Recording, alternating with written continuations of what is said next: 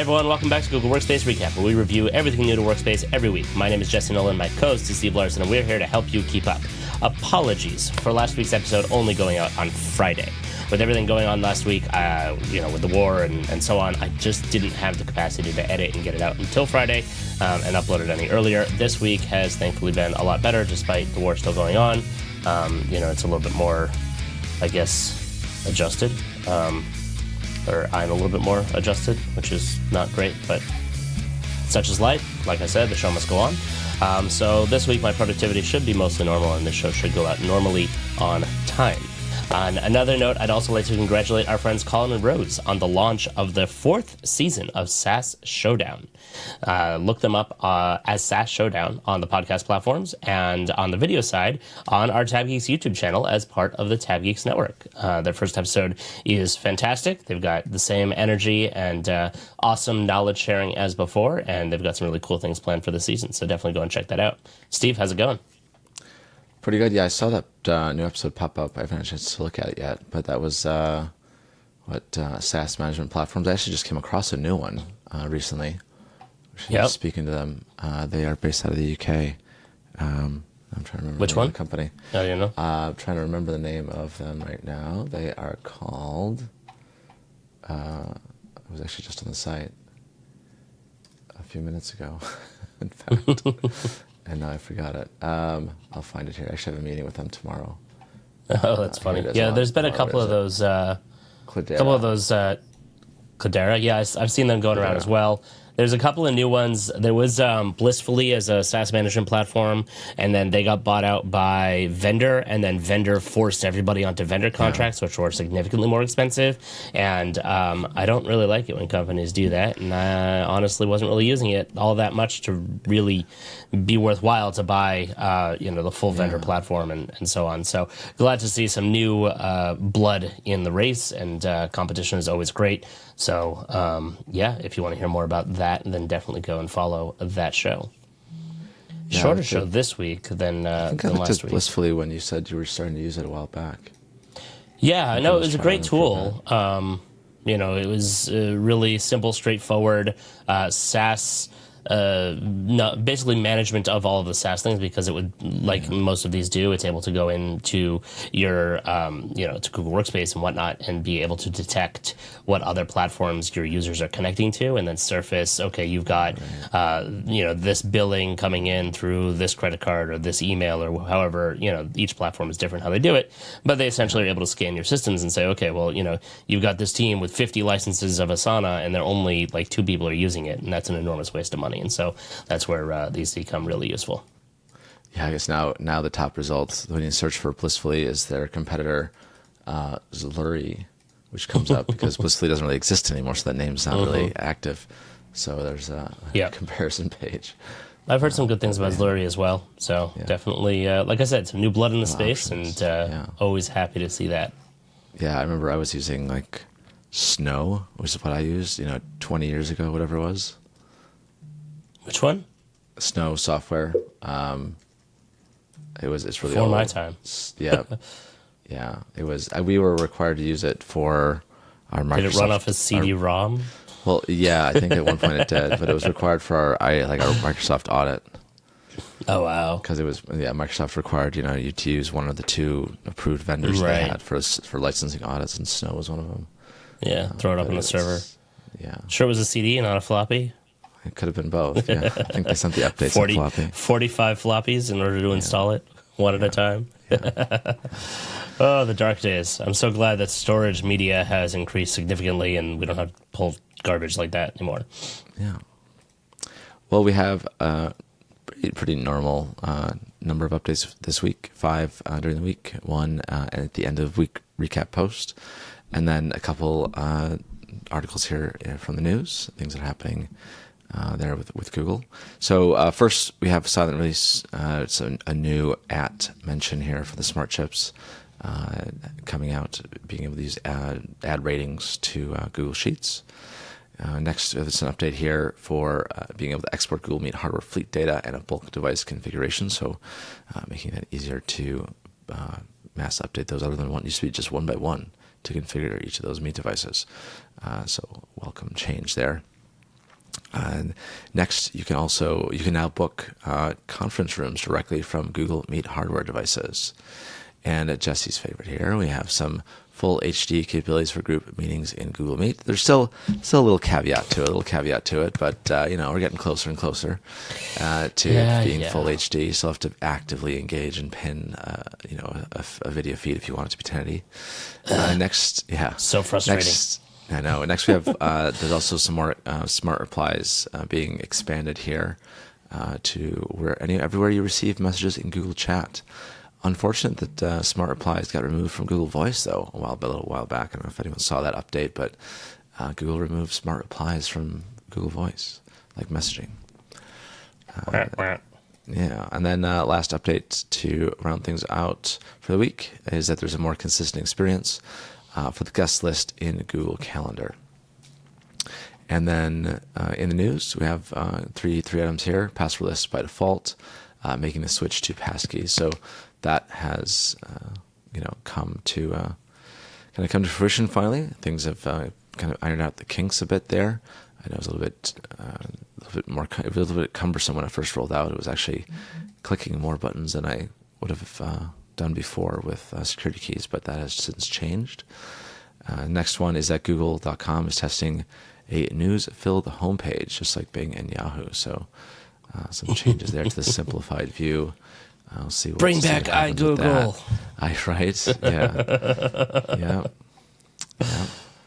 So I'll see if that sticks or not. And then finally, another article here from the Google Cloud blog, protecting customers with generative AI indemnification. There we go. Trying to think of this word here. Indemnification. Legal protection. Yes. If you get sued, they'll take care of it. There you go. Apparently so. All right, let's jump into the updates here. As I said, first one pretty self-explanatory. Google Sheets is allowing you to add ratings, and it's really just a fancy view of putting some stars there in the cell and giving it a 1 to 5 rating. So it's really what that is in the back end there. It's just a number rating. So that's how they'll be able to get that out as you export it. It'll be a number. So that's rolling out to wrap release domains now. And then scheduled release domains will start on the 30th of October. I give this update 3 stars. Yes, there you go. That's that. And that'll be available to all Workspace and personal Google accounts. Next is that bulk capabilities to, the ability to update Google Meet hardware devices in bulk. So this is kind of a multi-pronged update here. So there will be kind of a filtered fleet data export. So when you generate an export of your device data, so that will use all of your active filters when you selected those on the device list page prior to initiating the download. So be careful about that. Previous that action, ignore the filters and generate data from every device in your entire fleet. So this will be included in that update. And changes to your fleet can now be done in bulk in CSV format. So this was really done at the individual device level before. It was not even, I think, even able to do it at the OU level. But this is, now you can do this for every device you have. And one thing it says to be careful of is that, of course, when you update these through CSV, there's not an easy way to undo any changes. So if you have to make changes, you'll have to upload those configuration details again to your environment. So also something else happening with this, so alert silencing. So it's going to be now possible to temporarily silence devices and peripheral alerts. So that will help you keep things quiet when you're kind of temporarily taking things down for maintenance and working on a device or a room. You can silence those alerts, and you can set how long you want that to be and kind of a reason for what that silence of alert is going to be before. A couple different rollout paces for each of these updates. So first one is the filtered fleet data export. That is going to start on a gradual rollout for both. This is going to be all for rapid release and scheduled release domains. That will be up to 15 days for visibility there, starting on the 12th of October. the bulk CSV upload feature that will also be the 12th of October on a gradual rollout up to 15 days for visibility. And then finally, alert silencing that will not start until the 7th of November. And that'll also be a 15-day gradual rollout for that feature. And of course, this is going to be available to all Workspace customers with Google Meet hardware in their fleet. All right, another update here with Google Meet. So you can now book a conference room directly from that hardware device. So when you are in a room and you haven't booked it yet and it's available, you will be able to grab that room and book it for the next 30 or 60 minutes. And also, if you need to, you can cancel an in-room booking from the device as well. This is something that will be off, though, by default. So admins, if you want to enable this one, you will have to head over to the admin console and enable that. So that'll be under your building and resources, global room settings, and toggling on book rooms from Google Meet hardware. You can also turn this feature off for specific rooms, by going in there and exempting in-room booking as well. And then let's see, rollout for this one. Oh, so yeah, just like I said, admins, this feature is going to be off. End users, that's going to be available on the equipment when you walk into the room, if you see it. The next one, just where there's some on and off things for the end user. I'll talk to you about that in a second on the 1080p feature. All right, rollout pace for this one. Rapid release scheduled release domains will be getting this starting the 10th of October. Also, a gradual rollout up to 15 days for visibility there. And same as before with any customers that have Google Meet hardware devices. And then next, 1080p video resolution is coming to all Google Meet meetings. So not just those one-on-ones, which was previously announced for. So this is going to allow you to get that 180p feed from a user that has enabled it. And you will see that if you have pinned that user. So that 1080p is only sent when one or more users are pinning the 1080p enabled user on the screen large enough, of course, to render that 1080p video feed. So some requirements there is just having that camera that supports that, which I think almost every camera will these days. Very few will be lower than that. And end users, that's features off by default, so you just need to enable that. By pinning that and also enabling your camera to send that 1080p feed to the event. So it's like a double confirm scenario. You both have to enable to send it, and then somebody else has to also pin you. I think they're trying to minimize the usage of it. So close, slightly. So close. Mm-hmm. Oh man, it's painful. It's painful. Yeah. I'm spoiled, obviously, because I've got the big, fancy, high quality screen, and so people just look fuzzy on meetings. And I've said it before, I'll say it again. People look better in Zoom whenever I meet with them on Zoom. I hate doing it, but if somebody has a Zoom meeting and I open it up in there, and everybody's in HD, it looks better. Yeah. Yep. Well, you also have. I can only imagine, video walls and whatnot, and when they're blown up that big, how terrible it looks. They do not look better, though, if you're using the Zoom web client. No, that's fair. That's, so it's a different kind of architecture. Yeah, but I wouldn't compare the web client to Google Meet. I'd be comparing the desktop client on Zoom to Meet, because that's the competition. Yeah. Zoom's web client is an afterthought. Yeah. That's why I like to not install the desktop client on endpoints and be like, see, look at how bad Zoom is. It's really bad. Nice. Oh, yeah, Zoom's terrible. You can't do any of this other stuff. Yeah. What? Your friends can? No, they must be wrong. Gaslighting all your users. Yeah. God. This is going to only, and this is, unfortunately not available to all enterprise or all Workspace customers. It is only available to Business Standard and up. So Business Standard Plus, Enterprise Essentials, Enterprise Standard, Enterprise Starter, Enterprise Plus. But then over in Education, you get that on Education Plus, Teaching, Learning, Upgrade, and the Workspace individual subscribers will get that as well. Interesting how they talk about it's available to Google One subscribers with 2 terabytes or more storage space. But then also goes to say it's not available to use with personal Google accounts, but of course it is, because if you're a personal Google account and have 2 terabytes of storage, you're able to get it. So it's a little conflicting. Yeah, a little conflicting there, but so it is available to personal accounts if you have that 2 terabytes of storage. Next update we have is that Smart Replies is going to be everywhere you receive a message in Google Chat. So this means that the Smart Replies is going to be expanding from direct messages to group messages and spaces on chat on the web. So you can now start to utilize Smart Replies to quickly respond when you're on the go in a hurry or just want to take the tedious away from typing messages in chat. So most of the time they're pretty good, pretty useful.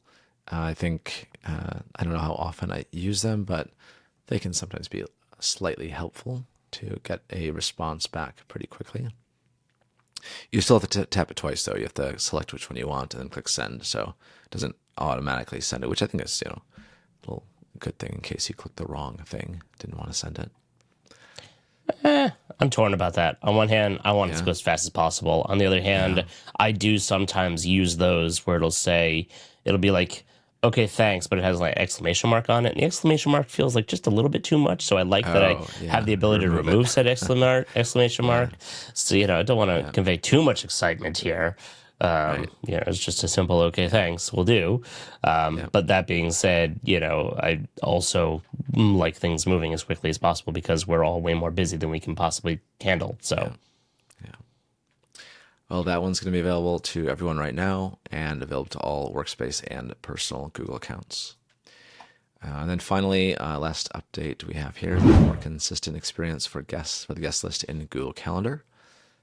So some updates here to the way meeting attendee names are displayed in calendar invites and invite updates sent via email. So currently, what you may notice is that only email addresses, or in some cases, a mix of email addresses and names within a calendar invite. So going forward, though, you'll see more names included in the calendar invite, including the names of those in your org and those guests with whom you have interacted with previously. So there's a before and after view here, so you can start to see what that looks like. I kind of liked the email address version though, instead of the name version, Oh, yeah? Because, it's kind of like what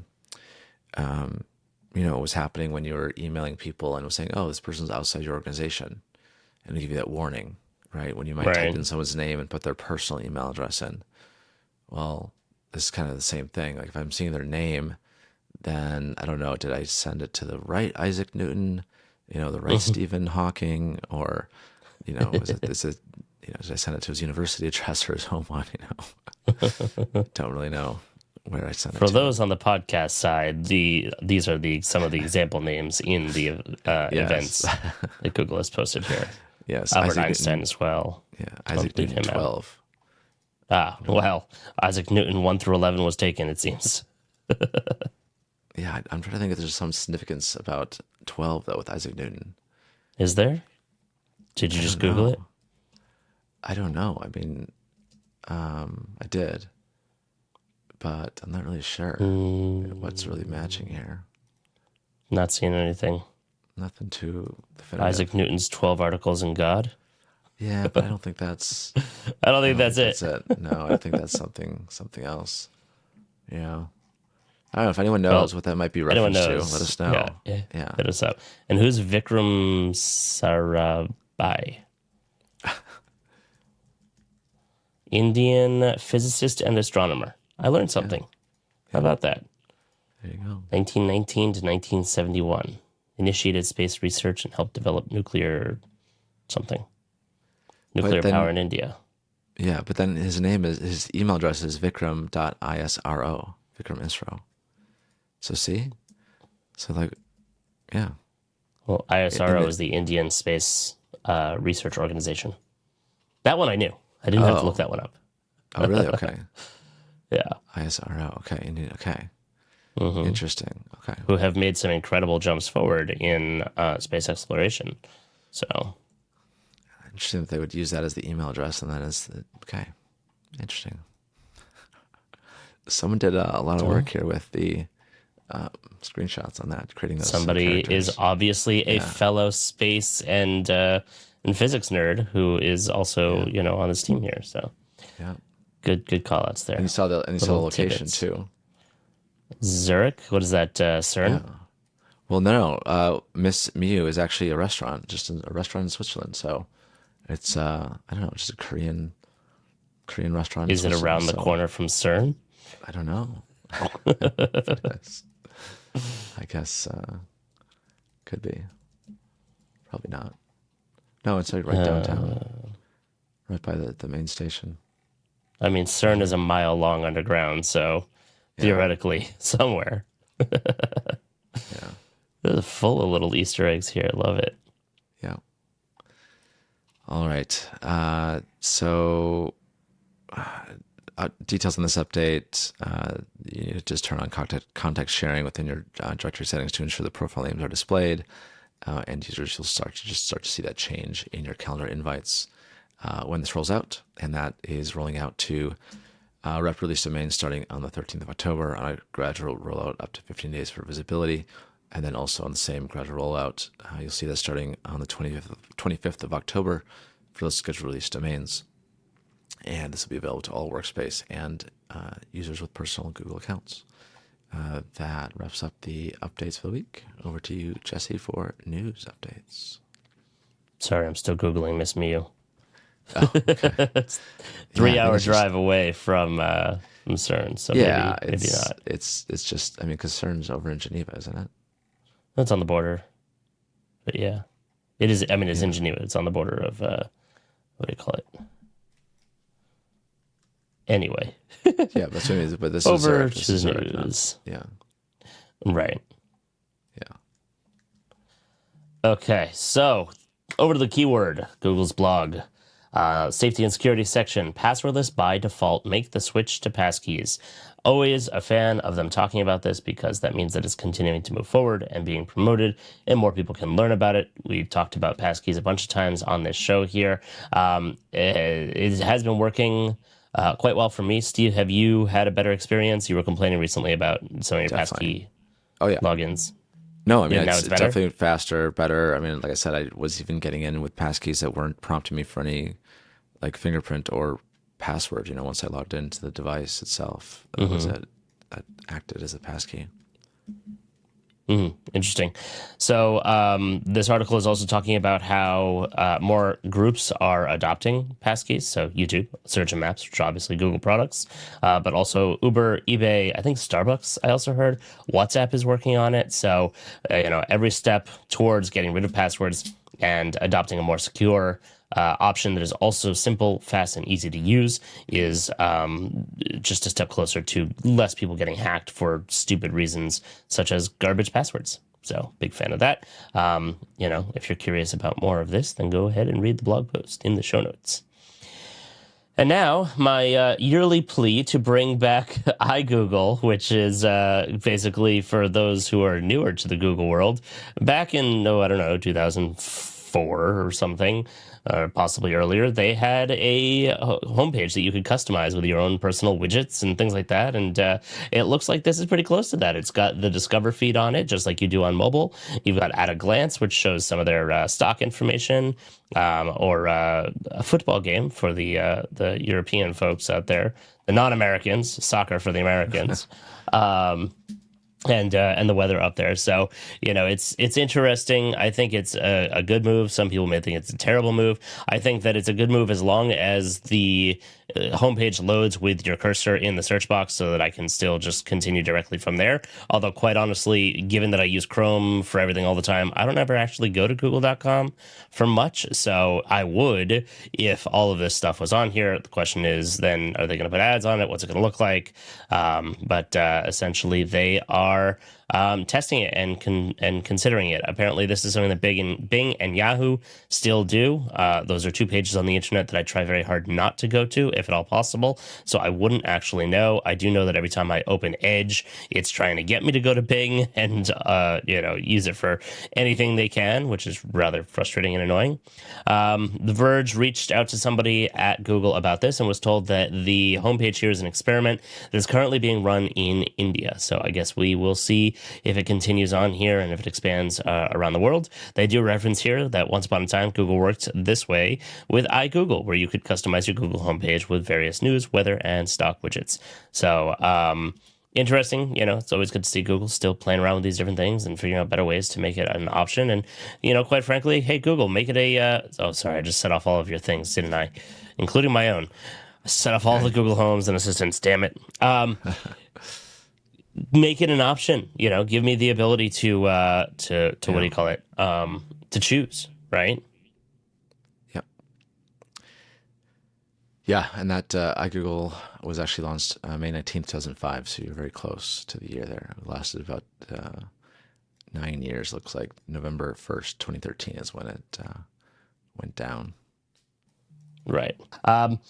Apologies for the harsh cut there, folks. My wife was calling, and I thought something was urgent and required my attention, so I picked up there. Back to the show. Moving on from that Google News article, the last one that I have here is another Google Cloud blog. This is actually brand new. I just saw it today. They were talking about it in one of the communities that I'm in, but essentially, Google is stating on their blog here that if you are using Duet AI and you are generating content, if you are challenged on copyright grounds, they will assume responsibility for the potential legal risks involved. Essentially, they're saying that their trading data is that they stand behind it, that it's safe. They have this standard of third-party intellectual property indemnity as a standard for all customers, but a lot of people are very nervous about this and want clarification into how this works. Specifically, they state here, our training data indemnity covers any allegations of Google's use of training data to create any of our generative models utilized by a generative AI service infringes a third party's intellectual property right. What does this mean for customers? Essentially that, like I said before, regardless of the training data underlying their services, Google indemnifies you, which means that they will take care of it. Their fault and not you. Now, I'm not a lawyer. I don't exactly know how all this works, but a lot of people are talking about this and this being a big deal. I wonder if some of the other companies that are doing generative AI are also are also offering this. I haven't seen anything, but that doesn't mean that they're not. I don't see everything that's put out there, even if it's all about Google. Lastly, here it says the generated output indemnity means that you can use content generated with a range of products, knowing Google will indemnify you for third-party IP claims, including copyright, assuming your company is following responsible AI practices like the ones described above. And this covers basically Duet AI in Workspace, in Google Cloud, including Duet AI for assisted application development, Vertex AI search, Vertex AI conversation, Vertex AI text enabling API and multimodal embeddings, visual captioning, visual Q&A on Vertex AI, and finally Cody APIs. So this is a big deal. I'm sure we'll hear more about this in the coming days.